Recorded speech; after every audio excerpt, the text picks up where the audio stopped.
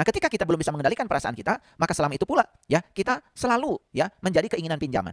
Saya sebut keinginan pinjaman saja karena kita tidak menjadi diri kita sendiri. Artinya apa yang kita inginkan tidak menjadi kenyataan. Kenapa? Karena kita lebih banyak terpengaruh oleh ya yang memicu di luar diri kita. Bisa seseorang, bisa sesuatu, atau bisa keadaan. Ini kuncinya para sahabat. Kuncinya adalah kendalikan perasaan kita.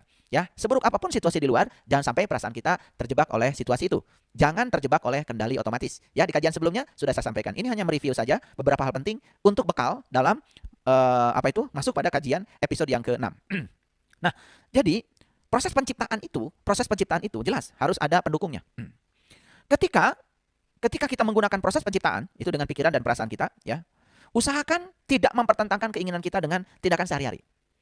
Dan sebagai gantinya gunakan berbagai benda di sekitar kita sebagai properti agar kita merasakan seolah-olah apa yang kita ciptakan dalam proses penciptaan itu sudah kita miliki.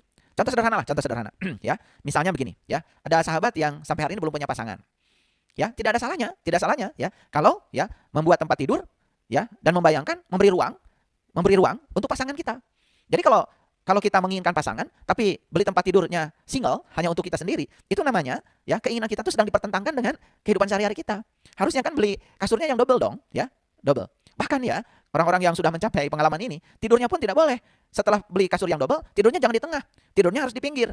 Jadi merasakan seolah-olah pasangan yang diidamkan itu sudah berada bersama kita. Seperti itu ya. Nah, sama yang lain. Misalnya, kalau kita bikin rumah, ya tentu saja kita harus visioner ya. Kalau kita menginginkan mobil, ya bikin rumah harus ada garasinya. Kalau bikin rumah sudah tidak ada garasinya, berarti antara keinginan kita bertentangan dengan keseharian kita. Harusnya itu ada space ya buat mobil kita, walaupun mobilnya belum ada. Tetapi dengan begitu kita sudah menciptakan ruang.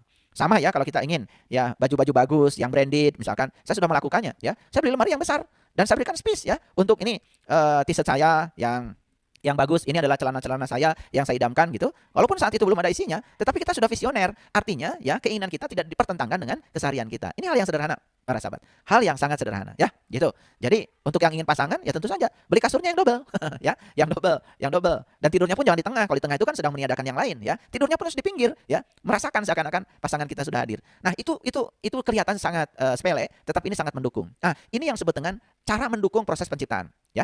Nah, bahkan kelima indera kita ini sebetulnya ini semacam properti ya.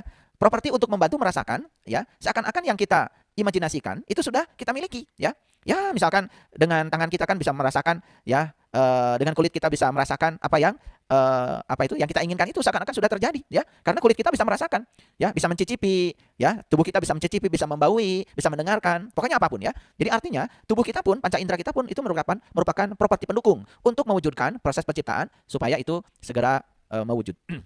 Nah, oleh karena itu maka tugas kita adalah menyelesaikan tugas penciptaan itu.